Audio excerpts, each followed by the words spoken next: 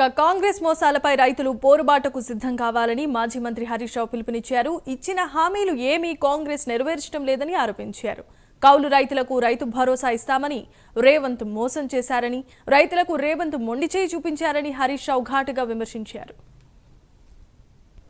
కాంగ్రెస్ ప్రభుత్వం రైతులను కుడి ఎడమలుగా దగా చేస్తూ వస్తూ ఉంది.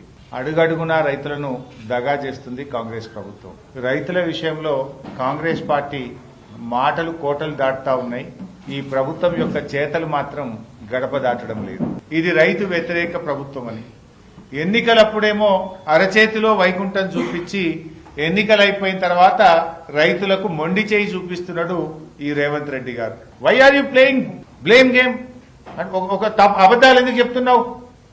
అన్ని మోసమే కదా. అన్ని పంటలకు బోనస్ అంటివి మోసం చేస్తేవి, 2 లక్షల మీద ఉన్న వాళ్ళకు కూడా 2 లక్షలు రుణమాఫీ చేస్తా అంటివి మోసం చేయబడితివి, రైతు భరోసా 15,000 అంటివి మోసం చేయబడితివి, పంటల బీమా అంటివి మోసం చేస్తేవి.